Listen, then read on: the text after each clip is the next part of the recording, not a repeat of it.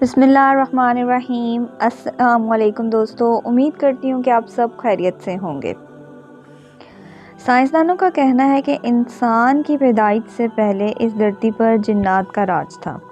زیادہ سائنسدان اس بات پر منطقی ہیں کہ حضرت آدم علیہ السلام سے پہلے اس دھرتی پر ڈائناسور رہتے تھے، پھر اللہ تعالیٰ نے حضرت آدم علیہ السلام کو زمین پر اتارا، پھر جس طرح انسانوں کی تعداد دنیا میں زیادہ ہوتی گئی، اسی نسبت سے ڈائناسور اس دھرتی سے کم ہوتے چلے گئے، آخرکار سب کے سب ختم ہو گئے۔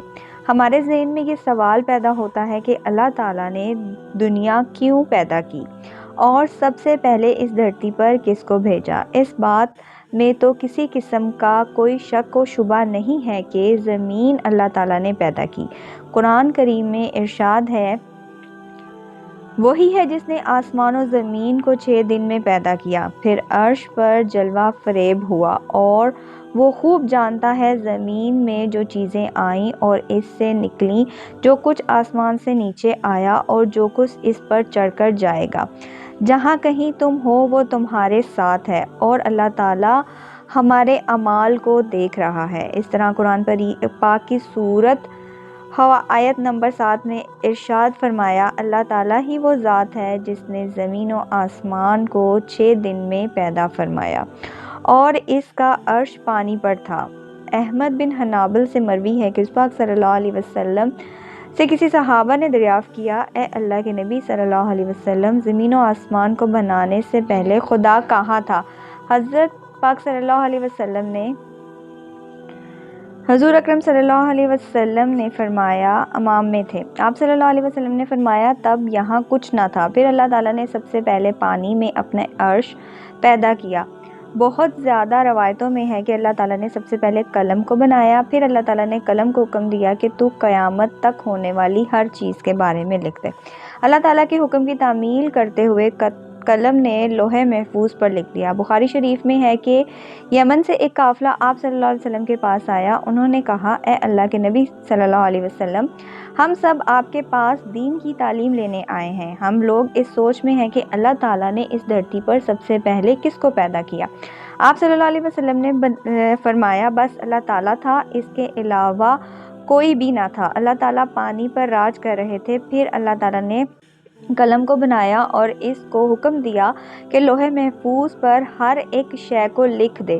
قلم نے اللہ تعالیٰ کے حکم کی تعمیل کی، پھر زمین و آسمان کو پیدا کیا، یعنی کہ سب سے پہلے پانی، اس کے بعد قلم، پھر قلم سے سب شے کو لکھ کر محفوظ کر دیا۔ علماء کرام فرماتے ہیں کہ قلم کے بعد لوح محفوظ کو بنایا، پھر قلم نے اللہ تعالیٰ کے حکم سے ہر شے کو لوح محفوظ پر لکھ دیا، اس کے بعد آسمان زمین کو بنا دیا گیا۔ اللہ تعالیٰ نے اس ترتیب سے چیزیں پیدا کی ہیں۔ حضرت ابو ہریرہ رضی اللہ عنہ سے مروی ہے کہ اللہ کے آخری نبی صلی اللہ علیہ وسلم نے میرے ہاتھ پکڑ کر فرمایا، خدا نے ہفتے کے دن مٹی کو بنایا، زمین اور پہاڑ کو اتوار کے دن بنایا، سوموار کے دن شجر، منگل کے دن مشکلات، بیماریاں، جراثیم اور تکلیف کو پیدا فرمایا، بروز بدھ نور، جمعرات کو چاروں پیروں والے چاند کو پیدا کیا، 4 پیروں والے جانوروں کو پیدا کیا، جمعہ المبارک کو عصر اور رات کے درمیانی نفس کو فرشتوں، جنات اور حضرت آدم علیہ السلام کو زمین پر اتارا گیا۔